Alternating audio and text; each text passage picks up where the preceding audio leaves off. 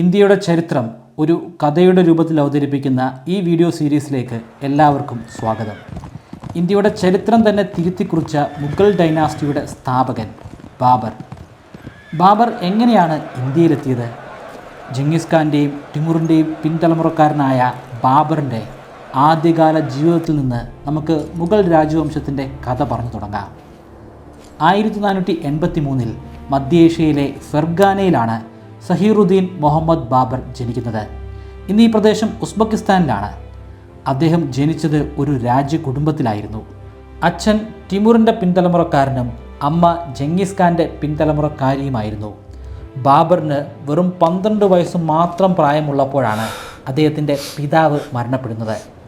ഒട്ടും വൈകാതെ തന്നെ ഫെർഗാനയിലെ രാജാവിൻ്റെ കിരീടമെടുത്തണിയേണ്ടി വന്നു. അതൊരു മുൾക്കിരീടമായിരുന്നുവെന്ന് അദ്ദേഹത്തിന് വളരെ വേഗം മനസ്സിലായി. ബാബറിൻ്റെ അമ്മാവനും മറ്റ് അടുത്ത ബന്ധുക്കൾക്കും ആ രാജ്യസിംഹാസനത്തിനുമേൽ ഒരു കണ്ണുണ്ടായിരുന്നു. അവർ അനവധി ഗൂഢാലോചനകൾ നടത്തി. ശേഷം അട്ടിമറി ശ്രമങ്ങൾ നടത്തി. അതൊക്കെ ഡിഫെൻഡ് ചെയ്യാൻ അന്ന് ബാബറിന് സാധിച്ചിരുന്നു. ബാബറിന് ഒരു വലിയ സ്വപ്നമുണ്ടായിരുന്നു. വളരെ ചെറിയ പ്രായത്തിൽ തന്നെ അദ്ദേഹത്തിൻ്റെ പൂർവികനായിരുന്ന ടിമുർ അടക്കി ഭരിച്ചിരുന്ന സമർക്കണ്ട് തിരിച്ചു പിടിക്കണം. ടിമുറിൻ്റെ കാലഘട്ടത്തിൽ സമർക്കണ്ടായിരുന്നു അവരുടെ രാജ്യത്തിൻ്റെ തലസ്ഥാനം. അത് തിരിച്ചു പിടിക്കുക എന്നുള്ളത് ടിമുറിൻ്റെ പിന്നീട് വന്ന എല്ലാ തലമുറകളുടെയും സ്വപ്നമായിരുന്നു. 2 തവണ ആ സിറ്റി കീഴടക്കാൻ ബാബറിന് സാധിച്ചു. പക്ഷേ പ്രത്യാക്രമണത്തിൽ 2 തവണയും അത് നഷ്ടപ്പെട്ടു. അവസാനമായി ഒന്നുകൂടി സമർക്കണ്ട് ആക്രമിക്കാൻ ശ്രമിക്കുന്ന സമയത്ത് ശത്രുക്കൾ അദ്ദേഹത്തിൻ്റെ സ്വന്തം സാമ്രാജ്യമായ ഫെർഗാന പിടിച്ചെടുത്തു. ഒടുവിൽ സ്വന്തമായി ഒരു തുണ്ട് ഭൂമി പോലും ഇല്ലാതെ ബാബറിന് ഏതാനും സൈനികരോടൊപ്പം അലഞ്ഞു തിരിഞ്ഞ് നടക്കേണ്ടി വന്നു. എന്നേക്കുമായി അലഞ്ഞു തിരിഞ്ഞ് നടക്കാൻ ബാബർ തയ്യാറായിരുന്നില്ല. അദ്ദേഹം അവശേഷിച്ച സേനയുമായി നേരെ അഫ്ഗാനിസ്ഥാനിലെ കാബൂൾ നഗരത്തിലേക്ക് പോയി. തന്ത്രപരമായ നീക്കങ്ങളിലൂടെ അദ്ദേഹത്തിന് കാബൂൾ കീഴടക്കാൻ സാധിച്ചു. സ്വന്തമായി രാജ്യമില്ലാതിരുന്ന ബാബറിനും സംഘത്തിനും ഒടുവിൽ ഒരു രാജ്യം സ്വന്തമായി. ബാബർ ശരിക്കും ഏറ്റവും കൂടുതൽ ഇഷ്ടപ്പെട്ട ഒരു പ്രദേശം അത് കാബൂളായിരുന്നു. എന്നാൽ ആ പ്രദേശം കീഴടക്കി അധിക നാൾ അദ്ദേഹത്തിന് അവിടെ തന്നെ സ്വൈര്യവിഹാരം നടത്താൻ സാധിച്ചിരുന്നില്ല. ബാബറിനെ പോലുള്ള ഒരു നേതാവിന് അങ്ങനെ ഒരിക്കലും ചിന്തിക്കാൻ പോലും സാധിക്കില്ല. കാരണം അദ്ദേഹത്തിന് ഒരുപാട് പ്രദേശങ്ങൾ പടവെട്ടി പിടിക്കണം. കാബൂൾ എന്ന് പറയുന്നത് വളരെ ചെറിയൊരു പ്രദേശം മാത്രമാണ്. അവിടുത്തെ ഒരു രാജാവെന്ന് പോലും നമുക്ക് ബാബറിനെ വിശേഷിപ്പിക്കാൻ സാധിക്കില്ല. കാരണം അത്രത്തോളം ചെറുതാണ് കാബൂൾ. തൊട്ടരികിൽ അനവധി രാജ്യങ്ങൾ വേറെയുണ്ട്. സ്വന്തം രാജ്യമായിരുന്ന ഫെർഗാനയുണ്ട്, സമർക്കണ്ടുണ്ട്. അതെല്ലാം കീഴടക്കണം. പക്ഷേ ബാബർ വളരെ ബുദ്ധിപൂർവമാണ് അടുത്ത തീരുമാനമെടുക്കുന്നത്. ശക്തമായിട്ടുള്ള രാജ്യങ്ങളെ കീഴടക്കുന്നത് ബുദ്ധിപരമായിട്ടുള്ളൊരു കാര്യമല്ല. താരതമ്യേന ദുർബലമായിട്ടുള്ള പ്രദേശങ്ങൾ വേണം ആദ്യം കീഴടക്കാൻ. തൻ്റെ പക്കൽ അതിനു പോകുന്ന ഒരു സൈന്യം മാത്രമേ നിലവിലുള്ളൂ. അത്തരമൊരു രാജ്യത്തെ കണ്ടുപിടിക്കാൻ അദ്ദേഹം അനവധി സ്കൗട്ടുകളെ വിവിധ ഭാഗങ്ങളിലേക്ക് അയച്ചു. ഒരു കൂട്ടം സ്കൗട്ടുകൾ നേരെ പോകുന്നത് നമ്മുടെ ഇന്ത്യയിലേക്കായിരുന്നു. ഇന്ത്യയിലെ ദില്ലിയിലേക്കായിരുന്നു. ദില്ലി അപ്പോൾ ഭരിച്ചുകൊണ്ടിരിക്കുന്നത് ഇബ്രാഹിം ലോധിയുടെ കീഴിലുള്ള ലോധി ഡൈനാസ്റ്റിയാണ്. ലോധി ഡൈനാസ്റ്റിയിൽ ഇപ്പോൾ ഒരുപാട് പ്രശ്നങ്ങളുണ്ട്. ഇബ്രാഹിം ലോധിയുടെ പൂർവികർ അതിശക്തരായിട്ടുള്ള ചക്രവർത്തിമാരായിരുന്നു. എന്നാൽ ഇബ്രാഹിം ലോധി അത്ര ശക്തനല്ല. പക്ഷേ വളരെ ക്രൂരനായിട്ടുള്ള ഒരു ഭരണാധികാരിയായിരുന്നു അദ്ദേഹം. എല്ലാവരെയും സംശയമാണ്. അടുത്തു നിൽക്കുന്ന നോബിൾസിനെ സംശയമാണ്, ബന്ധുക്കളെ സംശയമാണ്, കണ്ണിൽ കാണുന്നവരെയൊക്കെ സംശയത്തിൻ്റെ പേരിൽ അദ്ദേഹം കൊന്നു തള്ളിയിരുന്നു. അങ്ങനെ കൊന്നു തള്ളുന്ന ആളുകൾ ശരിക്കും അദ്ദേഹത്തെ ദ്രോഹിക്കാൻ ആഗ്രഹിക്കുന്ന ആളുകളായിരുന്നില്ല. അദ്ദേഹത്തിൻ്റെ വിശ്വസ്തരായിട്ടുള്ള നോബിൾസ് ആയിരുന്നു. ഇങ്ങനെ ഒരു കാരണവുമില്ലാതെ, ഒരു ദാക്ഷിണ്യവുമില്ലാതെ അനവധി നോബിൾസിനെ കൊന്നു തള്ളുന്നത് മറ്റു പല നോബിൾസിൻ്റെയും ചിന്താഗതിയിൽ തന്നെ മാറ്റങ്ങൾ വരുത്തി. ഇങ്ങനെ ഇവിടെ നിന്നതുകൊണ്ട് ഒരു കാര്യവുമില്ല. നമ്മൾ എത്രമാത്രം വിശ്വാസ്യത കാണിച്ചാലും അത് മനസ്സിലാക്കാൻ ഇബ്രാഹിം ലോധിയെ കൊണ്ട് സാധിക്കില്ല. നമുക്കിവിടെ ജീവിച്ചു പോകണമെങ്കിൽ ഇബ്രാഹിം ലോധിയെ അട്ടിമറിക്കണം. എന്നാൽ ആർക്കാണ് നമ്മളെ സഹായിക്കാൻ സാധിക്കുക? നിലവിൽ ഡൽഹി സുൽത്താനേറ്റിലുള്ള ഒരു ഗവർണർമാർക്കും ഇബ്രാഹിം ലോധിയുമായിട്ട് ഒന്ന് കൊമ്പ് കോർക്കാൻ പോലും സാധിക്കില്ല. എല്ലാവർക്കും ഭയമാണ്. കാരണം അത്രയും ക്രൂരനാണ് ഇബ്രാഹിം ലോധി. നോബിൾസിന് ഇബ്രാഹിം ലോധിക്കെതിരെ ഒന്ന് ചർച്ച ചെയ്യാനെങ്കിലും സാധിക്കുന്ന ഒരു ഗവർണറുണ്ട്. പഞ്ചാബ് കേന്ദ്രീകരിച്ച് ഭരിച്ചുകൊണ്ടിരിക്കുന്ന ഗവർണർ എന്ന് പറയുമ്പോൾ അതെല്ലാം ഈ ഡൽഹി സുൽത്താനേറ്റിലെ സുൽത്താൻ്റെ അണ്ടറിലാണ് വരുന്നത്. അവർക്കെല്ലാം ഭരണനിർവഹണത്തിന് വേണ്ടി പല പല പ്രദേശങ്ങൾ പ്രത്യേകമായിട്ട് ടെറിട്ടറികളായിട്ട് കൊടുത്തിരിക്കുകയാണ് ഇബ്രാഹിം ലോധി എന്നല്ല, മുമ്പുള്ള കാലഘട്ടങ്ങളിലെ സുൽത്താൻമാരും അതേ രീതിയിൽ തന്നെയാണ് ഭരിച്ചുകൊണ്ടിരിക്കുന്നത്. അല്ലാതെ ഒറ്റയ്ക്ക് ഒരു വലിയ പ്രദേശം ഒരു വ്യക്തിക്ക് ഭരിക്കാൻ സാധിക്കുന്നതല്ല. അത്തരത്തിലുള്ള ഒരു ഗവർണർ മാത്രമാണ് പഞ്ചാബിലെ ഗവർണറായ ദൗലത് ഖാൻ ലോധിക്ക് വലിയ രീതിയിലുള്ള വെറുപ്പാണ് ഇബ്രാഹിം ലോധിയോട്. അതേപോലെ തന്നെ അതിഭീകരമായ ഭയവുമുണ്ട്. ദൗലത് ഖാൻ ലോധിയും മറ്റ് നോബിൾസും കൂടി ചേർന്ന് ഇബ്രാഹിം ലോധിയെ മെരുക്കാനായി പലതരത്തിലുള്ള തന്ത്രങ്ങൾ മെനഞ്ഞു നോക്കി. അനവധി തന്ത്രങ്ങൾ മെനയുന്നതിനിടയിലാണ് അവരുടെ ചർച്ചയിലേക്ക് ബാബർ എന്ന പേര് വരുന്നത്. ബാബറിൻ്റെ പേര് അപ്പോഴേക്കും ഈ പ്രദേശങ്ങളിലൊക്കെ ഫേമസ് ആയിരുന്നു. ബാബറിന് ഒരുപാട് പ്രദേശങ്ങളൊന്നും ഭരിക്കാനില്ല. അതായത് അദ്ദേഹം കൂടുതലായിട്ട് പ്രദേശങ്ങൾ കീഴടക്കാൻ ശ്രമിക്കുന്ന ഒരു കാലഘട്ടമാണിത്. അതിനെക്കുറിച്ച് എല്ലാവർക്കും ഒരു വ്യക്തതയുണ്ട്. ബാബറിൻ്റെ പക്കൽ വലിയ സേനയൊന്നുമില്ല, പക്ഷേ ഉള്ള സേന അത് അതിശക്തമാണ്. കാബൂൾ ഈ അടുത്തിടയ്ക്കാണ് ബാബർ കീഴടക്കിയത്. എല്ലാവരും ഒരേ സ്വരത്തിൽ തന്നെ പറഞ്ഞു, നമുക്ക് പറ്റിയ ആൾ അത് ബാബറാണ്. അങ്ങനെയാണ് ദൗലത് ഖാൻ ലോധിയും ചില നോബിൾസും ചേർന്ന് ബാബറിനെ നേരിട്ട് കണ്ട് കാര്യം അവതരിപ്പിക്കുന്നത്. ബാബർ ഇത് കേൾക്കാനായി കാത്തിരിക്കുകയായിരുന്നു. കാരണം അദ്ദേഹത്തിൻ്റെ സ്വപ്നത്തിൽ ഇപ്പോൾ ഡൽഹി സുൽത്താനേറ്റിലെ സിംഹാസനമുണ്ട്. നിലവിലുള്ള രാജ്യങ്ങളിൽ വെച്ച് ഏറ്റവും ദുർബലമായിട്ടുള്ള സൈന്യമുള്ള ഒരു രാജ്യം അത് ഡൽഹി സുൽത്താനേറ്റാണ്. മാത്രമല്ല അവിടെ അമൂല്യമായിട്ടുള്ള പല സ്വത്തുക്കളുമുണ്ട്. ഒറ്റയടിക്ക് തന്നെ ഒരു വലിയ സാമ്രാജ്യത്തിൻ്റെ സുൽത്താനായിട്ട് മാറാം. മാത്രമല്ല അവിടുത്തെ ട്രഷറിയും ആവത് ആസ്വദിക്കാൻ സാധിക്കും. ബാബർ ഉറപ്പിച്ചു, കാബൂൾ മാത്രം പിടിച്ചു വെച്ചുകൊണ്ട് ഞാൻ ജീവിക്കുന്നില്ല. എനിക്ക് ഇനിയും ഒരുപാട് പ്രദേശങ്ങൾ കീഴടക്കണം. ആദ്യം ഞാൻ കീഴടക്കാൻ പോകുന്നത് ഡൽഹിയാണ്. അങ്ങനെയാണ് ഒന്നാം പാനിപ്പട്ട് യുദ്ധം നടക്കുന്നത്. മറ്റാർക്കുമില്ലാത്ത, ഡൽഹി സുൽത്താനേറ്റിൽ ആർക്കും ചിന്തിക്കാൻ പോലും സാധിക്കാത്ത ചില സാങ്കേതിക വിദ്യകൾ അദ്ദേഹത്തിൻ്റെ പക്കലുണ്ടായിരുന്നു. ആ കൂട്ടത്തിൽ ഒന്നാണ് മസ്കറ്റ് തോക്കുകൾ. ഡൽഹി സുൽത്താനേറ്റിലുള്ള ഒരു മനുഷ്യരും ഇതിനെക്കുറിച്ച് കേട്ടിട്ട് പോലുമില്ല. പക്ഷേ ബാബറിൻ്റെ പക്കൽ ഇതുണ്ട്. അതിനുപരിയായി വലിയ രീതിയിലുള്ള പീരങ്കികളും അദ്ദേഹത്തിൻ്റെ പക്കലുണ്ട്. വളരെ ചെറിയ സേനയാണെങ്കിൽ പോലും ഇബ്രാഹിം ലോധിയെ വകവരുത്താൻ ബാബറിനെ കൊണ്ട് സാധിക്കും.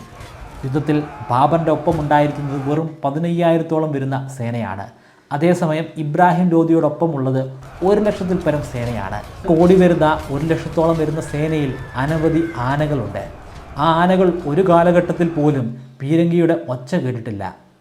ബാബർ പീരങ്കികൾ പ്രയോഗിക്കാൻ ഉത്തരവ് കൊടുത്തു. ശബ്ദം കേട്ടപ്പോൾ ആനകളൊക്കെ വിരണ്ടു. ആദ്യമായിട്ടായിരുന്നു അങ്ങനെ ഒരു ശബ്ദം കേൾക്കുന്നത്. അവർ അങ്ങോട്ടും ഇങ്ങോട്ടുമൊക്കെ ഓടാൻ തുടങ്ങി. ഈ ഓടുന്നതെല്ലാം ഡൽഹി സുൽത്താനേറ്റിലെ സൈനികരുടെ നെഞ്ചത്തുകൂടിയായിരുന്നു. 1526 ഏപ്രിൽ മാസത്തിൽ ഡൽഹി സുൽത്താനേറ്റ് പാനിപ്പട്ട് യുദ്ധത്തോടുകൂടി ഇല്ലാതെയായി. യുദ്ധത്തിനു ശേഷം ഒട്ടും സമയം കളയാതെ ബാബർ തൻ്റെ മകനായ ഹുമയൂണിനെയും ഒരു ചെറു സേനയെയും ഡൽഹിയിലേക്ക് അയച്ചു. വൈകുന്തോറും അപകടമാണ്. ഡൽഹിക്ക് ഇപ്പോൾ ഒരു സുൽത്താനില്ല. ആരെങ്കിലും ഒരു പുതിയ സുൽത്താനായി അവരോധിതനാകാനുള്ള സാധ്യതയുണ്ട്. അതിനവസരം കൊടുക്കാതിരിക്കാനാണ് ഹുമയൂണിനെ നേരത്തെ തന്നെ അങ്ങോട്ട് അയച്ചത്. തൊട്ടു പിന്നാലെ തന്നെ തൻ്റെ സകല സേനകളുമായി ബാബറും ഡൽഹിയിലേക്ക് എത്തിച്ചേർന്നു. അതൊരു തുടക്കമായിരുന്നു. 1526 മുതൽ 1857 വരെ നീണ്ടുനിന്ന ഇന്ത്യ കണ്ട ഏറ്റവും വലിയ സാമ്രാജ്യത്തിൻ്റെ തുടക്കം, മുഗൾ വംശത്തിൻ്റെ തുടക്കം. ഡൽഹി പിടിച്ചെടുത്തതുകൊണ്ട് മാത്രം കാര്യമില്ല. ലോധിയുടെ ട്രഷറിയായ ആഗ്ര കൂടി പിടിച്ചെടുക്കണം. അവിടെയാണ് കൊഹിനൂർ രത്നമുള്ളത്. ബാബറും ഹുമയൂണും ചേർന്നിട്ടാണ് ആഗ്രയിലേക്ക് പുറപ്പെടുന്നത്. അവിടെ ട്രഷറി കാവൽക്കാരായി കാര്യമായിട്ട് ആരും ഉണ്ടായിരുന്നില്ല. കാരണം ആ പ്രദേശമൊക്കെ ഡൽഹി സുൽത്താനേറ്റിൻ്റെ അണ്ടറിൽ വന്നിരുന്ന ഒരു പ്രദേശമാണ്. അവിടുത്തെ സുൽത്താനാണ് ഇബ്രാഹിം ലോധി. അദ്ദേഹം മരണമടഞ്ഞിരിക്കുന്നു.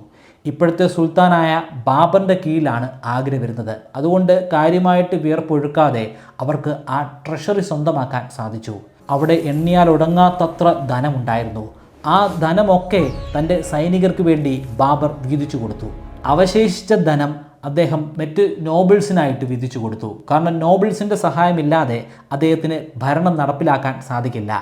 കൊഹിനൂർ രത്നം ഹുമയൂൺ ബാബറിൻ്റെ കയ്യിലാണ് സമർപ്പിക്കുന്നത്. ആഗ്ര കൂടി കീഴടക്കിയതിനു ശേഷം ബാബർ ഒരു വലിയ പ്രഖ്യാപനം നടത്തി. ഞാൻ വെറുമൊരു സുൽത്താനല്ല, ഞാൻ ഹിന്ദുസ്ഥാൻ്റെ പാദ്ഷയാകുന്നു. മുഗൾ രാജവംശത്തിന് അങ്ങനൊരു പേര് കിട്ടാൻ മംഗോളിയൻസ് ആണ് കാരണം മംഗോളിയൻസിൻ്റെ പിൻതലമുറക്കാരാണ് ബാബറും അദ്ദേഹത്തിൻ്റെ മക്കളും കൊച്ചുമക്കളും അവരുടെ മക്കളുമൊക്കെ. ഇവിടെ വലിയൊരു പ്രശ്നമുണ്ട്. ബാബറിൻ്റെ പക്കലുള്ള സൈന്യം അത് വളരെ വളരെ ചെറിയൊരു സൈന്യമാണ്. എന്നാൽ ചുറ്റുപാടും അനവധി ശത്രുക്കളുണ്ട്. അവർ ഇതുവരെ പരിചയപ്പെട്ടിട്ടില്ലാത്ത തരത്തിലുള്ള ഒരു ടെറൈനിലാണ് നിലവിൽ നിൽക്കുന്നത്. ചുറ്റുവട്ടത്തുള്ള ആൾക്കാരെക്കുറിച്ച് ഒരു ബോധ്യവുമില്ല. പക്ഷേ ഒരു കാര്യം ഉറപ്പാണ്, തങ്ങളുടെ പക്കലുള്ള സൈന്യത്തെക്കാൾ അനവധി മടങ്ങ് വലിപ്പമുള്ള സേന അവരുടെ പക്കലുണ്ട്. ലോധി ഡൈനാസ്റ്റിയിൽ മുമ്പുണ്ടായിരുന്ന എല്ലാ നോബിൾസിനും ബാബറിനോട് കൂറില്ല. അതിൽ ഒരു വിഭാഗം ആളുകൾ മാത്രമാണ് ബാബറിനെ അങ്ങ് കാബൂളിൽ നിന്ന് ക്ഷണിച്ചു കൊണ്ടുവന്നത്. വേറൊരു വിഭാഗം ആളുകളുണ്ട്, നോബിൾസ് തന്നെ.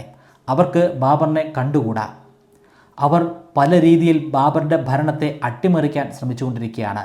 നിലവിൽ അവരൊന്നും ഡൽഹിയിലല്ല ഉള്ളത്. അവിടെ നിന്നും കിഴക്കോട്ട് മാറി മറ്റ് പല മേഖലകളിലായിട്ട് വ്യാപിച്ചു കിടക്കുന്നു. ഇന്നത്തെ ബീഹാർ, ബംഗാൾ മേഖലകളിലായിട്ടാണ് ആ നോബിൾസ് നിലയുറപ്പിച്ചിരിക്കുന്നത്.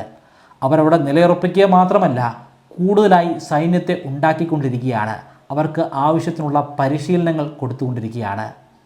പശ്ചിമ മേഖല അല്ലെങ്കിൽ വെസ്റ്റിലേക്ക് പോകുമ്പോഴും കാര്യങ്ങൾ അത്ര നല്ലതല്ല. അവിടെയുള്ളത് രാജ്പുത്തുകളാണ്. രാജ്പുത്തുകൾക്കും ബാബറിനോട് ഒട്ടും താല്പര്യമില്ല.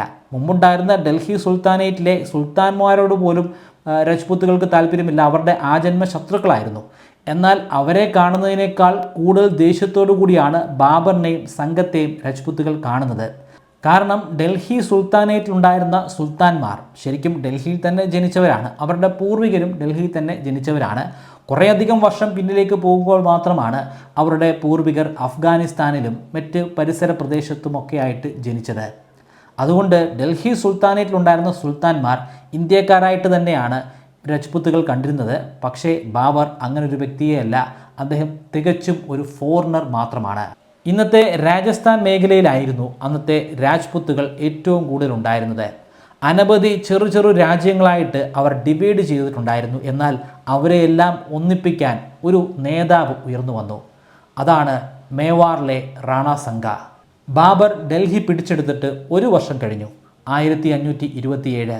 ശത്രുരാജ്യങ്ങളിലെ ആളുകളുടെ നീക്കങ്ങൾ മനസ്സിലാക്കാൻ അനവധി സ്കൗട്ടുകളെ വിവിധ പ്രദേശങ്ങളിലേക്ക് ബാബർ അയച്ചിട്ടുണ്ട്. ഒരു വിഭാഗം ആളുകൾ ബാബറിനോട് വളരെ സങ്കടകരമായിട്ടുള്ള ഒരു കാര്യം അവതരിപ്പിച്ചു.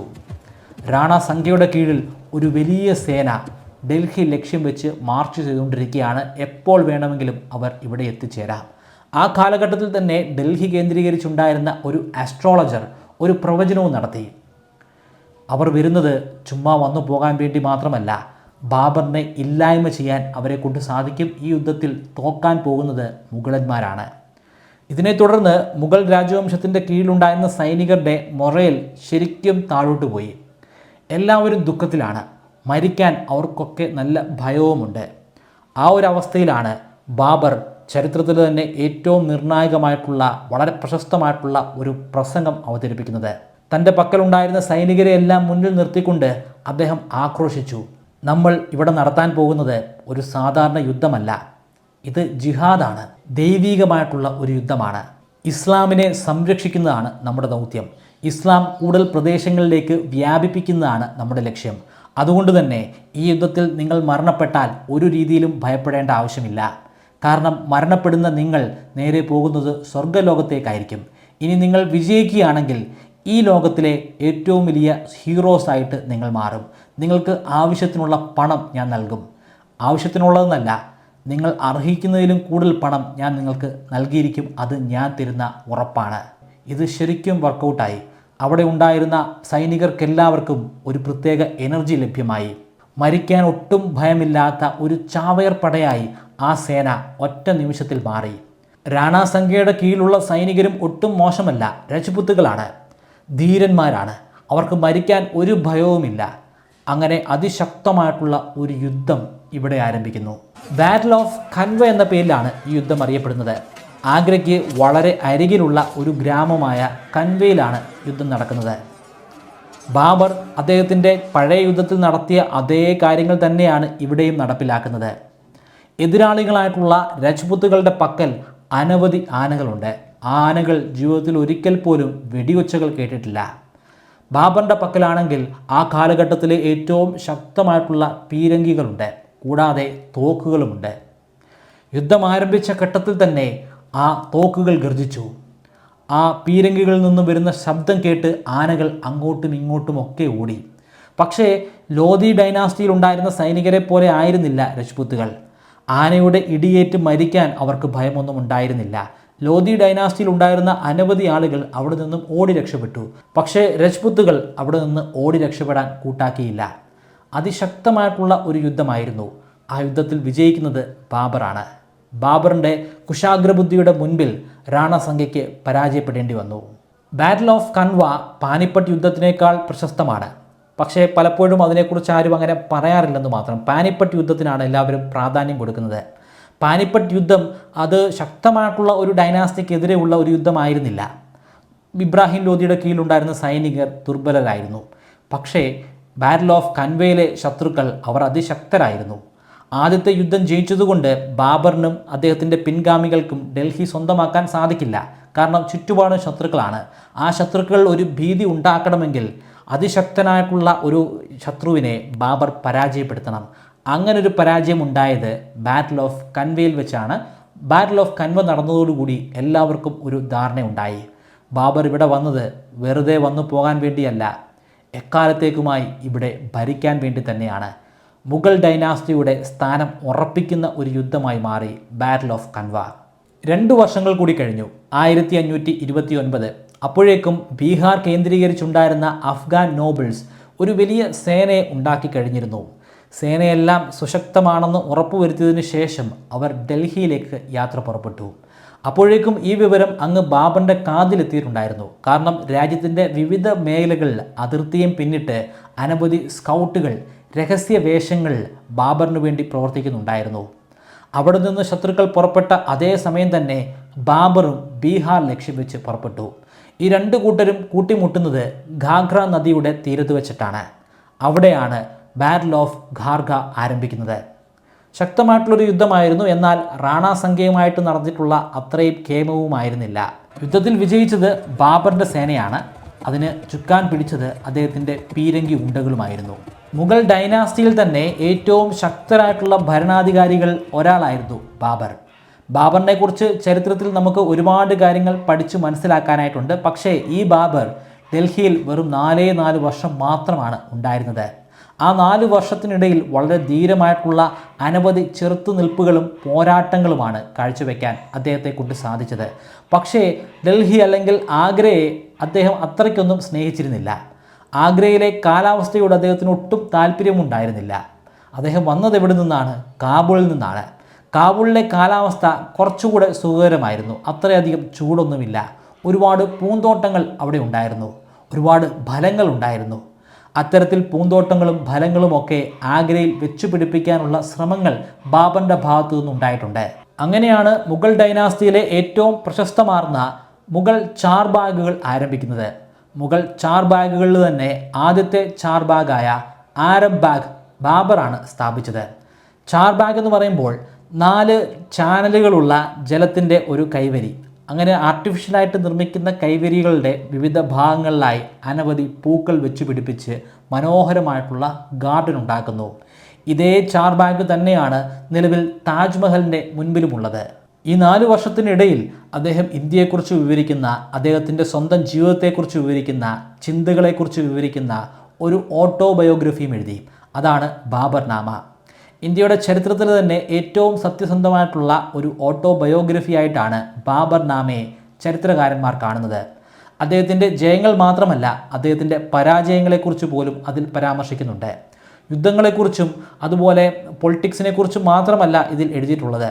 ആ പ്രദേശത്ത് ജീവിച്ചിരുന്ന മനുഷ്യരെക്കുറിച്ചും അവരുടെ കൾച്ചറിനെക്കുറിച്ചും ജീവിത സാഹചര്യങ്ങളെക്കുറിച്ചും അവിടെയുള്ള സസ്യങ്ങളെക്കുറിച്ചും മൃഗങ്ങളെക്കുറിച്ചും അവിടെ ഉണ്ടാകുന്ന ഫലങ്ങളെക്കുറിച്ചും ഒക്കെ വ്യക്തമായിട്ടുള്ള പരാമർശങ്ങൾ ബാബർനാമയിൽ കാണാം. ബാബർ അദ്ദേഹത്തിൻ്റെ ജീവിതകാലം മുഴുവനും യുദ്ധഭൂമികളിലായിരുന്നു. ഒരു യുദ്ധം കഴിഞ്ഞാൽ അടുത്ത യുദ്ധം. സമാധാനമായി അദ്ദേഹം ഒരു കാലഘട്ടത്തിലും ഇരുന്നിട്ടില്ല. അദ്ദേഹത്തിൻ്റെ മരണവുമായി ബന്ധപ്പെട്ട് ഒരു മിത്തുണ്ട്. അദ്ദേഹത്തിൻ്റെ 47ാമത്തെ വയസ്സിലാണ് അദ്ദേഹം മരണപ്പെടുന്നത്. എന്നാൽ ആ സമയത്ത് അദ്ദേഹത്തിന് കാര്യമായിട്ടുള്ള രോഗബാധയൊന്നും ഉണ്ടായിരുന്നില്ല. ഈ മിത്തനുസരിച്ച് അദ്ദേഹത്തിൻ്റെ മകനായ ഹുമയൂണിനാണ് രോഗബാധ ഉണ്ടാകുന്നത്. രോഗശയ്യയിലായി. എപ്പോൾ വേണമെങ്കിലും ഹുമയൂൺ മരിക്കുമെന്ന് ആളുകൾ കരുതി. പക്ഷേ ഹുമയൂൺ മരിക്കുന്നില്ല. രോഗശയ്യയിൽ കിടക്കുന്ന ഹുമയൂണിൻ്റെ വളരെ അരികിൽ ബാബർ എത്തിച്ചേർന്നു. അവൻ്റെ തലയിലൊന്ന് തലോടി. അതിനുശേഷം നിറകണ്ണുകളോടുകൂടി അവൻ്റെ തൊട്ടരികിൽ ഇരുന്നു കൊണ്ട് ബാബർ പ്രാർത്ഥിച്ചു, അവൻ്റെ അസുഖം എനിക്ക് തരിക, അവനെ ജീവിതത്തിലേക്ക് കൊണ്ടുവരിക, ഞാൻ മരിക്കാം, അവന് പകരം എൻ്റെ ജീവൻ എടുത്തുകൊള്ളൂ എന്നാണ് അദ്ദേഹം പ്രാർത്ഥിച്ചത്. ഇതൊരു ചരിത്രമായിട്ട് നമുക്കെടുക്കേണ്ട ഈ ഒരു ഭാഗം ഒരു മിത്തായിട്ട് മാത്രം എടുത്താൽ മതി. അതിനെ തുടർന്ന് ബാബറിന് രോഗബാധിത ഉണ്ടാകുകയും ഹുമയൂണിന് ജീവിതം തിരിച്ചു കിട്ടുകയും ചെയ്തു. രോഗശയ്യയിലായി ബാബർ. പിന്നീട് ഒട്ടും വൈകാതെ തന്നെ ആ വ്യക്തി മരണത്തിന് കീഴടങ്ങി. ബാബറിനെ അടക്കം ചെയ്യുന്നത് അന്നത്തെ ഡൽഹിയുടെ തലസ്ഥാനമായിരുന്ന ആഗ്രയിലാണ്. പക്ഷേ ബാബറിൻ്റെ വിൽപത്രം അനുസരിച്ച് അവിടെ ആയിരുന്നില്ല അദ്ദേഹത്തെ അടക്കം ചെയ്യേണ്ടത്. അദ്ദേഹം ഏറ്റവും കൂടുതൽ ഇഷ്ടപ്പെട്ടിരുന്നത് കാബൂളിനെയാണ്. കാബൂളിൽ അടക്കം ചെയ്യണമെന്ന് അദ്ദേഹം ഒരുപാട് ആഗ്രഹിച്ചിരുന്നു. അതുകൊണ്ട് തന്നെ ഒരുപാട് വർഷങ്ങൾക്ക് ശേഷം അദ്ദേഹത്തിൻ്റെ കുഴി തോണ്ടിയെടുത്ത് അവിടുത്തെ അവശേഷിപ്പുകളൊക്കെ നേരെ കാബൂളിലേക്ക് കൊണ്ടുപോയി. അവിടെ ഒരു ഗാർഡൻ അല്ലെങ്കിൽ ഒരു പൂന്തോട്ടത്തിൻ്റെ സമീപത്തായി അദ്ദേഹത്തെ അടക്കം ചെയ്തു. ഇന്ന് ആ പ്രദേശം അറിയപ്പെടുന്നത് ബാഗി ബാബർ അല്ലെങ്കിൽ ബാബറിൻ്റെ പൂന്തോട്ടം എന്നാണ്. ബാബറിൻ്റെ വിൽപത്രം അനുസരിച്ച് തന്നെയാണ് പിന്നീടുള്ള കാര്യങ്ങളൊക്കെ നടക്കുന്നത്. അദ്ദേഹത്തിൻ്റെ മൂത്ത പുത്രനായിട്ടുള്ള ഹുമയൂൺ അടുത്ത ചക്രവർത്തിയായിട്ട് മാറി. പക്ഷേ ഹുമയൂണിൻ്റെ കാര്യങ്ങളൊന്നും അത്ര എളുപ്പമായിരുന്നില്ല. ഏറ്റവും ഭാഗ്യം കെട്ട ഒരു ചക്രവർത്തിയാണ് ഹുമയൂൺ. അദ്ദേഹം ആ ഭരണാധികാരം സ്വീകരിച്ചതിന് ശേഷം പിന്നീട് അങ്ങോട്ട് സ്വസ്ഥമായിട്ട് ഒന്നും ഉറങ്ങിയിട്ടുണ്ടാവില്ല. മരണം വരെയും അദ്ദേഹം ഒരുപാട് കഷ്ടപ്പാടുകൾ അനുഭവിച്ചാണ് ജീവിച്ചത്. ബാബർ ആഗ്രയിലെ ട്രഷറിയൊക്കെ സ്വന്തമാക്കിയെങ്കിൽ പോലും അവിടെ നിന്ന് കിട്ടിയിട്ടുള്ള സകല സ്വത്തുക്കളും പട്ടാളക്കാർക്കും നോബിൾസിനുമായിട്ട് വീതിച്ചു കൊടുത്തു. പട്ടാളക്കാരും നോബിൾസും ഒക്കെ ഇപ്പോൾ ഫൈനാൻഷ്യലി വളരെ സ്റ്റേബിളാണ്. പക്ഷേ ചക്രവർത്തി അത്ര സ്റ്റേബിളല്ല. ഇത്രയധികം പണം കൊടുത്തത് കൊണ്ട് തന്നെ നോബിൾസിനും ഭടന്മാർക്കുമൊക്കെ ഹുമയൂണിനോട് അല്ലെങ്കിൽ ചക്രവർത്തിയോട് ഒരു പ്രത്യേക സ്നേഹവും ബഹുമാനവും ഒക്കെ ഉണ്ട്. പക്ഷേ ഇനി കാര്യങ്ങൾ മുന്നോട്ട് പോകണമല്ലോ. കാര്യങ്ങൾ മുന്നോട്ട് പോകാനായിട്ട് ആവശ്യമുള്ള പണം ഹുമയൂണിൻ്റെ പക്കലില്ല. ചുറ്റുപാടും ശത്രുക്കളാണ്. ശത്രുക്കളുടെ പക്കലുള്ള സൈന്യത്തിൻ്റെ എണ്ണവും വളരെ വളരെ കൂടുതൽ. പക്ഷേ ഹുമയൂണിൻ്റെ പക്കലുള്ള സൈന്യം അത്ര വലിയ സൈന്യമൊന്നുമല്ല. മുമ്പുണ്ടായിരുന്നത് ബാബറായിരുന്നു. ബാബറിൻ്റെ പക്കൽ ആ ഒരു ചെറിയ സേന തന്നെ അതിശക്തമായിരുന്നു. കാരണം ബാബർ അത്രയധികം മികച്ച ഒരു ജനറലായിരുന്നു, ഒരു മികച്ച സൈന്യാധിപനായിരുന്നു. എന്നാൽ ആ ഒരു സവിശേഷതയൊന്നും ഹുമയൂണിനില്ല. ഹുമയൂണിൻ്റെ കീഴിലുള്ള അതേ ചെറു സേന വളരെ ദുർബലമായിട്ടുള്ള ഒരു സേനയായിട്ട് പിന്നീട് പരിണമിച്ചു. ബാറ്റിൽ ഓഫ് ഗാഗ്രയിലൂടെ അഫ്ഗാൻ സൈനികരെയൊക്കെ തുരത്തി വിട്ടു. പക്ഷേ അവിടെ ഉണ്ടായിരുന്ന അഫ്ഗാൻ നോബിൾസ് എല്ലാം കൊല്ലപ്പെട്ടില്ല. അവരൊക്കെ വീണ്ടും തിരികെ ബീഹാറിലേക്ക് പോയിരുന്നു. ബീഹാറിലും ബംഗാളിലും ഒക്കെ കേന്ദ്രീകരിച്ച് അവർ പിന്നെയും വളരാൻ തുടങ്ങി. ആ സമയത്താണ് അതിശക്തനായിട്ടുള്ള ഒരു സൈനാധിപൻ ആ കൂട്ടത്തിൽ നിന്നും ഉണ്ടാകുന്നത്, ഷേർഖാൻ സൂരി അല്ലെങ്കിൽ ഷേർഷാ. ഇതേ സമയത്ത് തന്നെ പടിഞ്ഞാറ് ഭാഗത്തും കാര്യങ്ങൾ അത്ര എളുപ്പമായിരുന്നില്ല. ഗുജറാത്ത് കേന്ദ്രീകരിച്ച് മറ്റൊരു സുൽത്താൻ കൂടി ശക്തനായി ഉയർന്നു വന്നു. അദ്ദേഹത്തിൻ്റെ പേര് ബഹദൂർ ഷാ എന്നാണ്. ബാബറിൻ്റെ വിൽപത്രം അനുസരിച്ച് ആ വലിയ രാജ്യത്തിൻ്റെ ചെറിയ ചില ഭാഗങ്ങൾ, ചെറിയ ചില ടെറിട്ടറികളൊക്കെ ഹുമയൂണിൻ്റെ ഇളയ സഹോദരന്മാർക്കായിട്ട് വീതിച്ചു കൊടുക്കണം. ഹുമയൂൺ അത് അക്ഷരം പ്രതി ചെയ്യുന്നുണ്ട്. എന്നാൽ അവിടെ ഒരു വലിയ വീഴ്ചയും അദ്ദേഹത്തിന് സംഭവിച്ചു. ഇളയ സഹോദരന്മാരായ കമ്രാൻ, അസ്കാരി, ഹിൻഡാൽ തുടങ്ങിയവർക്കാണ് സ്ഥലം വീതിച്ചു കൊടുക്കുന്നത്. കാബിളും കാണ്ഡഹാറുമാണ് കമ്രാനിൽ ലഭിക്കുന്നത്. അത് ഹുമയൂണിൻ്റെ ഭാഗത്തുനിന്ന് വന്ന വലിയൊരു വീഴ്ചയായിരുന്നു. ഇവരുടെ എല്ലാം അസ്തിത്വം അല്ലെങ്കിൽ ഇവരുടെ എല്ലാം തുടക്കമെന്ന് പറയുന്നത് കാബൂളാണ്. ആ കാബൂളുമായിട്ടുള്ള കണക്ഷൻ തന്നെ നഷ്ടപ്പെട്ടു.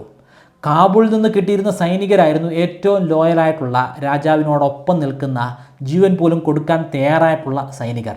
ആ സൈനികരെ പിന്നീട് ഒരിക്കലും ഹുമയൂണിന് അവിടെ നിന്ന് റിക്രൂട്ട് ചെയ്യാൻ സാധിച്ചില്ല. അതോടുകൂടി തൻ്റെ പക്കലുണ്ടായിരുന്ന സൈന്യം കൂടുതൽ ദുർബലമായി മാറിക്കൊണ്ടേയിരുന്നു.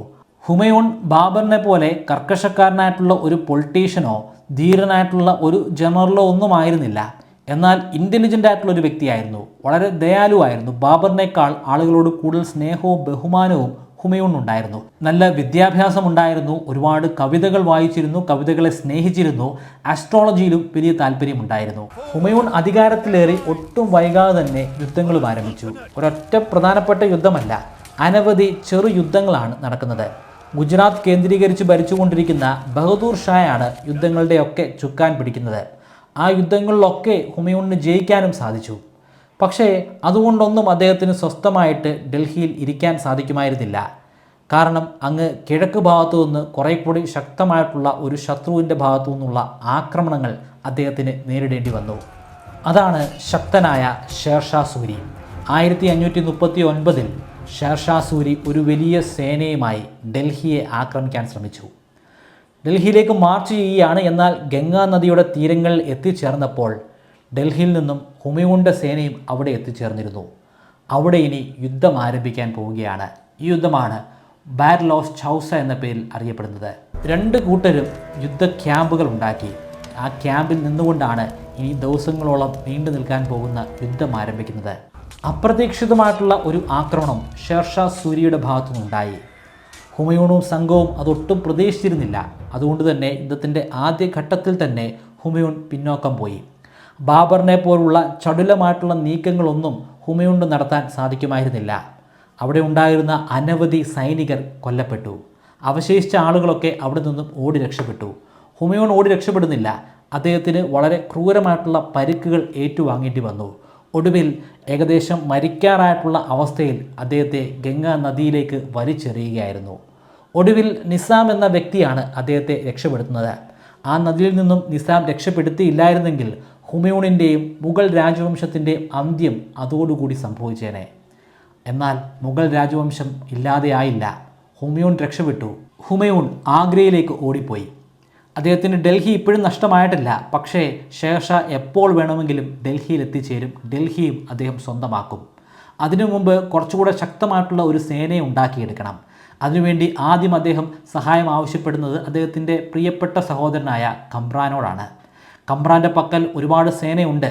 വേണമെങ്കിൽ അവിടെ നിന്ന് ഒരുപാട് സൈന്യത്തെ ഉണ്ടാക്കിയെടുക്കാനും സാധിക്കും.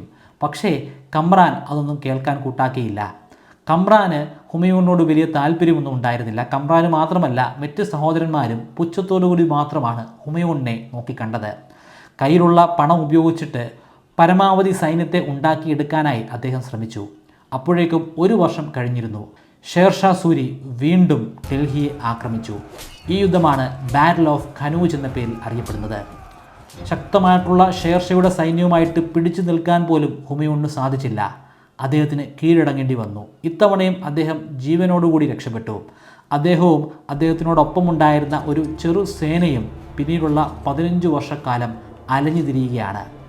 ആ 15 വർഷത്തിനിടയിൽ അദ്ദേഹം ഒരുപാട് രാജാക്കന്മാരുടെ കൊട്ടാരത്തിൽ എത്തിച്ചേർന്നു. അവരോട് സഹായം അഭ്യർത്ഥിച്ചു. പക്ഷേ ആരും സഹായിക്കാൻ കൂട്ടാക്കിയില്ല. പ്രധാനമായിട്ടും സിന്ധ്, രാജസ്ഥാൻ മേഖലകളിലൂടെയായിരുന്നു അദ്ദേഹത്തിൻ്റെ സഞ്ചാരം. അതെല്ലാം മരുഭൂ പ്രദേശങ്ങളാണ്. ആ മരുഭൂ പ്രദേശത്തൂടെ ഒരു രാജ്യവുമില്ലാതെ ആ ചക്രവർത്തി അലഞ്ഞു തിരിഞ്ഞു നടന്നു. കനോജ് യുദ്ധം വിജയിച്ചതോടുകൂടി ഷേർഷാ ഡൽഹി പൂർണ്ണമായിട്ടും പിടിച്ചെടുത്തു. ഡൽഹിയിലെ അതിശക്തനായിട്ടുള്ള ഒരു ചക്രവർത്തിയായി സ്വയം അവരോധിതനായി. അങ്ങനെയാണ് സൂർ ഡൈനാസ്റ്റി ആരംഭിക്കുന്നത്. വെറും 4 വർഷം മാത്രം മുഗളന്മാർ ഭരിച്ചു. അതിനുശേഷം സൂർ ഡൈനാസ്റ്റി ആരംഭിച്ചു.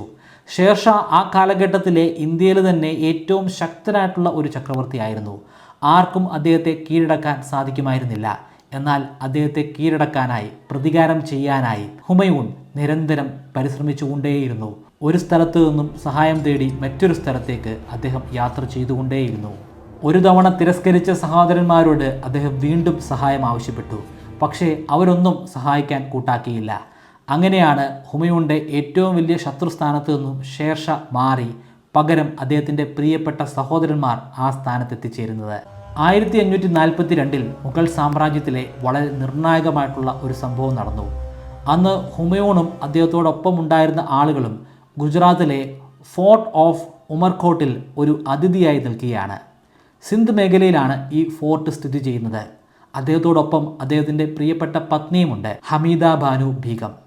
അവർ പ്രഗ്നൻ്റ് ആയിരുന്നു. ആ വർഷമാണ് അവർ ഒരു കുഞ്ഞിന് ജന്മം നൽകിയത്. ആ കുഞ്ഞിൻ്റെ പേരാണ് അക്ബർ. അക്ബർ ജനിച്ചു വീണത് ഒരു രാജകീയ കുടുംബത്തിലാണ്. പക്ഷേ ആ രാജകീയ കുടുംബത്തിന് അപ്പോൾ ഒരു തുണ്ട് ഭൂമി പോലും ഉണ്ടായിരുന്നില്ല. അഭയാർത്ഥികളായി ഒരു സ്ഥലത്ത് നിന്ന് മറ്റൊരു സ്ഥലത്തേക്ക് സഞ്ചരിക്കുന്നു. വായിൽ വെള്ളിക്കരണ്ടിയുമായിട്ടല്ല അക്ബർ ജനിച്ചത്. ദാരിദ്ര്യത്തിൻ്റെ പടുകുഴിയിലാണ് ജനിച്ചു വീണത്. അവിടെ നിന്ന് വളർന്നു വന്നതാണ് അക്ബർ എന്ന മഹാചക്രവർത്തി. ആ ചക്രവർത്തി മുഗൾ രാജവംശത്തിൽ തന്നെ ഏറ്റവും ശക്തനായിട്ടുള്ള, ഏറ്റവും പ്രശസ്തനായിട്ടുള്ള ഒരു ചക്രവർത്തിയായി പിന്നീട് വളർന്നു വരുന്നതും നമുക്ക് കാണാൻ സാധിച്ചു. ആ വളർച്ചയ്ക്ക് ശരിക്കും അടിത്തറ പാകിയത് ഹുമയൂണാണ്. ഹുമയൂണിന് അദ്ദേഹത്തിൻ്റെ രാജ്യം നഷ്ടപ്പെട്ടു എന്നുള്ളത് ശരിയാണ്. പക്ഷേ ആ രാജ്യത്തെ വിട്ടുകൊടുക്കാൻ അദ്ദേഹം തയ്യാറായിരുന്നില്ല. ഇന്ത്യയിലുള്ള സകല പ്രദേശങ്ങളും അദ്ദേഹം കയറിയിറങ്ങി. എവിടെ നിന്നും സഹായം കിട്ടിയില്ല. അങ്ങനെയാണ് ഇന്ത്യ ഉപേക്ഷിച്ച് അദ്ദേഹം വെളിയിലേക്ക് പോകുന്നത്. ഒടുവിൽ സഞ്ചരിച്ച് പേർഷ്യയിൽ എത്തിച്ചേർന്നു. അതായത് ഇന്നത്തെ ഇറാൻ മേഖലയിൽ എത്തിച്ചേർന്നു. പേർഷ്യയിലെ അന്നത്തെ ഭരണാധികാരി ഷാ ടഹ്മാസ്പ് ആണ്. ടഹ്മാസ്പിൻ്റെ പക്കൽ വലിയ സേനയുണ്ട്, ധനവുമുണ്ട്. എല്ലാവരും കൈയൊഴിഞ്ഞ ഹുമയൂണിനെ ടഹ്മാസ്പ് കൈയൊഴിഞ്ഞില്ല. അദ്ദേഹത്തിന് ആവശ്യമായിട്ടുള്ള സേനയും പണവും ഒക്കെ ടഹ്മാസ്പ് കൊടുത്തു. പക്ഷേ ഒരു കണ്ടീഷൻ, കാണ്ഡഹാറിനെ ആദ്യം കീഴടക്കണം. കാണ്ഡഹാറിനെ കീഴടക്കി ആ കാണ്ഡഹാറിനെ എനിക്ക് സമ്മാനിക്കണം. അതിനുപരിയായി നിങ്ങളും നിങ്ങളുടെ പിൻഗാമികളുമൊക്കെ ഷിയ മുസ്ലിമായി മാറണം. ഹുമയൂണിൻ്റെ പക്കൽ മറ്റൊരു ചോയ്സ് ഉണ്ടായിരുന്നില്ല. അദ്ദേഹം അത് രണ്ടും അംഗീകരിച്ചു. അങ്ങനെ ഹുമയൂണിന് ഇപ്പോൾ വലിയൊരു സേനയുണ്ട്. ആ വലിയ സേനയും ഒപ്പം കിട്ടിയ പണവുമായി അദ്ദേഹം നേരെ പോകുന്നത് തൻ്റെ ഏറ്റവും വലിയ ശത്രുവായ തൻ്റെ പ്രിയപ്പെട്ട സഹോദരനായ കമ്രാൻ്റെ അടുക്കയിലേക്കാണ്. കമ്രാൻ അന്ന് ഭരിക്കുന്നത് കാബൂളും കാണ്ഡഹാറുമാണ്. ഈ രണ്ട് പ്രദേശവും കീഴടക്കി. കാണ്ഡഹാറിനെ വാക്കുപാലിക്കാനായി പേർഷ്യയ്ക്ക് തന്നെ സമ്മാനിച്ചു. കാബൂളിനെ ഹുമയൂണിൻ്റെ സേനയുടെ ബേസ് ക്യാമ്പാക്കി മാറ്റിയെടുത്തു. ഈ കാബൂളിൽ നിന്ന് വേണം ഇനി ഡൽഹി തിരിച്ചു പിടിക്കാൻ. ബാബർ തുടങ്ങിയ അതേ വഴി വീണ്ടും ആരംഭിക്കണം. ബാബർ പണ്ട് കാബൂളിൽ നിന്നായിരുന്നു ഇന്ത്യയെ ആക്രമിച്ച് കീഴ്പ്പെടുത്തിയത്. വീണ്ടും ഹുമയൂണിന് അതേ സാഹചര്യത്തിൽ തന്നെ എത്തിച്ചേരാൻ കഴിഞ്ഞു. കാബൂളിൽ നിന്നുകൊണ്ട് തന്നെ ഇന്ത്യയെ വീണ്ടും തിരിച്ചു പിടിക്കണം. ഈ ഒരു സമയമായപ്പോഴേക്കും ഡൽഹി ഭരിച്ചിരുന്ന സുർ ഡൈനാസ്റ്റി ദുർബലമായിട്ടുള്ള ഒരു ഡൈനാസ്റ്റിയായി മാറി. അതിൻ്റെ കാരണം പെട്ടെന്നുണ്ടായ ഷേർഷാ സൂരിയുടെ മരണമാണ്. 1545 വെടിമരുന്നിൻ്റെ നിർമ്മാണത്തിനിടയിൽ അപ്പോൾ സംഭവിച്ച ഒരു അപകടത്തിൽ ഷേർഷാ സൂരി മരണപ്പെട്ടു. അതിനുശേഷം അദ്ദേഹത്തിൻ്റെ മക്കളും ബന്ധുക്കളും പരസ്പരം ഏറ്റുമുട്ടിക്കൊണ്ടേയിരുന്നു. സിവിൽ വാറാണ് ഡൽഹിയിൽ നടന്നുകൊണ്ടിരിക്കുന്നത്. ആ സിവിൽ വാർ അധികാരത്തിനു വേണ്ടിയിട്ടുള്ള ഒരു വടംവലിയാണ്. ഡൽഹിയെ പിടിച്ചടക്കണമെങ്കിൽ ഇപ്പോൾ പിടിച്ചടക്കണം. ഈ സമയത്ത് തന്നെ കൃത്യമായിട്ട് ഹുമയൂണിൻ്റെ പക്കൽ നല്ലൊരു സേനയുണ്ടായി. അദ്ദേഹത്തിന് കാബൂൾ എന്ന ഒരു ബേസും ഉണ്ടായി. പക്ഷേ പെട്ടെന്നൊന്നും യുദ്ധം ചെയ്യാൻ ഹുമയൂൺ തയ്യാറായിരുന്നില്ല. മുൻപ് സംഭവിച്ച തെറ്റുകളൊന്നും ആവർത്തിക്കാൻ പാടില്ല. ഇനി ആവർത്തിച്ചു കഴിഞ്ഞാൽ ഒരിക്കലും തനിക്കും തൻ്റെ പിൻഗാമികൾക്കും ഡൽഹി സ്വന്തമാക്കാൻ സാധിച്ചു എന്ന് വരില്ല. അതുകൊണ്ട് ഒരുപാട് സമയമെടുത്ത് നല്ലൊരു സേനയെ ഉണ്ടാക്കിയതിന് ശേഷം 1555 അദ്ദേഹം ഡൽഹിയെ ആക്രമിച്ചു. ഈ യുദ്ധമാണ് ബാറ്റിൽ ഓഫ് സിർഹിന്ദ് എന്ന പേരിൽ അറിയപ്പെടുന്നത്. സിർഹിന്ദ് എന്ന് പറയുന്നത് ഇന്നത്തെ പഞ്ചാബ് മേഖലയിൽ സ്ഥിതി ചെയ്യുന്ന ഒരു പ്രദേശമാണ്. അവിടെയാണ് യുദ്ധം നടക്കുന്നത്. ആ കാലഘട്ടത്തിലെ സുർ ഡൈനാസ്റ്റിയിലെ ഭരണാധികാരി സിക്കന്ദർ സൂരി ആയിരുന്നു. സിക്കന്ദർ സൂരിയും അദ്ദേഹത്തിൻ്റെ ഒപ്പം ഉണ്ടായിരുന്ന സൈനികരും കമ്പാരിറ്റീവ്ലി വളരെ ദുർബലരായിരുന്നു. അതുകൊണ്ട് വലിയ പ്രയാസമൊന്നുമില്ലാതെ ഹുമയൂണിന് തൻ്റെ പ്രിയപ്പെട്ട ഡൽഹിയും ആഗ്രയും പിടിച്ചടക്കാൻ സാധിച്ചു. അങ്ങനെ 15 വർഷത്തെ ഇടവേളയ്ക്ക് ശേഷം വീണ്ടും മുഗൾ ഡൈനാസ്റ്റി ഡൽഹി ഭരിക്കാൻ ആരംഭിച്ചു. ഹുമയൂൺ വീണ്ടും ചക്രവർത്തിയായി. പക്ഷേ ഹുമയൂണിന് ഒരിക്കലും ഇതൊന്നും ആസ്വദിക്കാൻ സാധിച്ചില്ല. അടുത്ത ഒരു വർഷക്കാലം അദ്ദേഹത്തിന് ഗവൺമെൻറ്റിനെ നല്ല ചിട്ടപ്രകാരം വളർത്തിയെടുക്കേണ്ട ഒരു ഉത്തരവാദിത്തം ഉണ്ടായിരുന്നു. എല്ലാം ഒരുവിധം സ്റ്റേബിൾ ആയതിനു ശേഷം ഒരു വൈകുന്നേരം ഏറ്റവും പ്രിയപ്പെട്ട വായനശാലയായ ഷേർ മണ്ഡലിലായിരുന്നു. പഠനത്തിന് വളരെയധികം പ്രാധാന്യം കൊടുത്തിരുന്ന ഒരു വ്യക്തിയാണ് ഹുമയൂൺ. അദ്ദേഹം പുസ്തകങ്ങളെ ഒരുപാട് സ്നേഹിച്ചിരുന്നു. ഷേർ മണ്ഡലിൽ പുസ്തകങ്ങൾ തിരഞ്ഞുകൊണ്ടിരിക്കുന്ന സമയത്താണ് വൈകുന്നേരത്തെ നിസ്കാരത്തിൻ്റെ ബാങ്ക് വിളി അദ്ദേഹം കേൾക്കുന്നത്. അത് കേട്ട് പെട്ടെന്ന് ധൃതിപ്പെട്ട് കയ്യിലുണ്ടായിരുന്ന പുസ്തകങ്ങളുമായി അദ്ദേഹം പടികളിറങ്ങി താഴേക്ക് വരാൻ ശ്രമിച്ചു. സ്റ്റെപ്പ് ഇറങ്ങുന്നതിനിടയിൽ അദ്ദേഹത്തിൻ്റെ കാല് അറിയാതെ ആ നീളൻ കുപ്പായത്തിൽ ചവിട്ടി. അടിതെറ്റി അദ്ദേഹം ഉരുണ്ട് നിലത്തേക്ക് വീണു. തല ശക്തമായിട്ട് നിലത്ത് വന്ന് ഇടിച്ചു. ഗുരുതരമായിട്ടുള്ള ക്ഷതമാണ് തലക്കേറ്റിരുന്നത്. ഈ കാലഘട്ടത്തിലായിരുന്നെങ്കിൽ അദ്ദേഹത്തെ രക്ഷപ്പെടുത്താമായിരുന്നു. എന്നാൽ ശാസ്ത്രം ഒട്ടും വളർന്നിട്ടില്ലാത്ത ആ പ്രാചീന കാലഘട്ടത്തിൽ അദ്ദേഹത്തെ രക്ഷപ്പെടുത്താൻ സാധിക്കുന്ന ഒരു വൈദികരും ഉണ്ടായിരുന്നില്ല. 3 ദിവസം അദ്ദേഹം ജീവന് വേണ്ടി പെടഞ്ഞു. 3-ാം ദിവസം എല്ലാവരെയും സാക്ഷി നിർത്തി അദ്ദേഹം മരണമടഞ്ഞു. ജീവിതം ഒരിക്കലും ആസ്വദിക്കാൻ സാധിക്കാതെ വന്ന ഹുമയൂൺ ഒരുപാട് വർഷമൊന്നും ചക്രവർത്തി ആയിരുന്നില്ല. പക്ഷേ അദ്ദേഹത്തിൻ്റെ ചെറുത്തുനിൽപ്പ് കൊണ്ട്, പോരാട്ട വീര്യം കൊണ്ട്, പെർസിവറൻസ് കൊണ്ട് അദ്ദേഹം വർഷങ്ങളോളം കാത്തിരുന്ന് ഒടുവിൽ അദ്ദേഹത്തിന് ആ രാജ്യസിംഹാസനം കിട്ടി. പക്ഷേ അതൊട്ടും ആസ്വദിക്കാൻ സാധിച്ചില്ല. പക്ഷേ അദ്ദേഹം ഒരു കാര്യം ഉറപ്പുവരുത്തി. താൻ കാരണം നഷ്ടപ്പെട്ട മുഗൾ സാമ്രാജ്യം താനായിട്ട് തന്നെ വീണ്ടെടുത്ത് തൻ്റെ പ്രിയപ്പെട്ട പുത്രനായ തൻ്റെ അടുത്ത ചുമതലക്കാരനായ അക്ബറിന് സമ്മാനിച്ചു.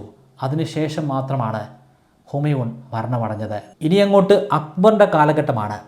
അക്ബറിൻ്റെ കാലഘട്ടത്തിലാണ് ഡൽഹി അതിൻ്റെ പരകോടിയിൽ എത്തിച്ചേർന്നത്. ആ കാലഘട്ടത്തിലെ ലോകത്തിലെ തന്നെ ഏറ്റവും വലിയ സാമ്പത്തിക സൈനിക ശക്തിയായി ഡൽഹി വളർന്നു. എങ്ങനെ ഡൽഹി വളർന്നു? ഡൽഹിക്ക് ആ കാലഘട്ടങ്ങളിൽ നേരിടേണ്ടി വന്ന പ്രതിസന്ധികൾ എന്തായിരുന്നു? അക്ബർ എങ്ങനെയാണ് രാജ്യം ഭരിച്ചത്? ഇന്ത്യൻ ചരിത്രത്തിൻ്റെ ബാക്കി ഭാഗങ്ങൾ അടുത്ത എപ്പിസോഡിൽ വിശദീകരിക്കാം. പ്ലേലിസ്റ്റ് ഞാൻ ഡിസ്ക്രിപ്ഷനിൽ കൊടുക്കുന്നുണ്ട്, പരിശോധിക്കുക. നിങ്ങൾക്ക് ഞാനൊരു 25 മെമ്മറി ട്രിക്കുകൾ പറഞ്ഞുതരാം. ഈ മെമ്മറി ട്രിക്കുകൾ ഉപയോഗിച്ച് എത്ര കടുകട്ടിയായിട്ടുള്ള വിഷയങ്ങളും വളരെ ഈസി ആയിട്ട് പഠിക്കാനും അത് ദീർഘനാളത്തേക്ക് നിങ്ങളുടെ ഓർമ്മശക്തിയിൽ സൂക്ഷിക്കാനും സാധിക്കുന്നതാണ്. ഈ 25 മെമ്മറി ട്രിക്കുകൾ ഒരു കോഴ്സിൻ്റെ രൂപത്തിൽ ബ്രൈറ്റ് കേരളൈറ്റിൻ്റെ വെബ്സൈറ്റിലും അതുപോലെ ആൻഡ്രോയിഡ് ആപ്ലിക്കേഷനിലും ഇപ്പോൾ ലഭ്യമാണ്. 3000 രൂപയാണ് ഈ കോഴ്സിൻ്റെ ഫീ. എന്നാൽ നിങ്ങൾ ഇപ്പോൾ രജിസ്റ്റർ ചെയ്യുകയാണെങ്കിൽ 20% ഡിസ്കൗണ്ട് ലഭിക്കുന്നതാണ്. അതിനുവേണ്ടി സ്ക്രീനിൽ കാണുന്നത് പോലെ മെമ്മറി 20 എന്ന പ്രോമോ കോഡ് ഉപയോഗിക്കുക. ഡിസ്ക്രിപ്ഷനിലും ഫസ്റ്റ് കമൻറ്റിലും ഞാൻ ലിങ്ക് കൊടുക്കുന്നുണ്ട്. താല്പര്യമുള്ളവർ ഇപ്പോൾ തന്നെ രജിസ്റ്റർ ചെയ്യുക.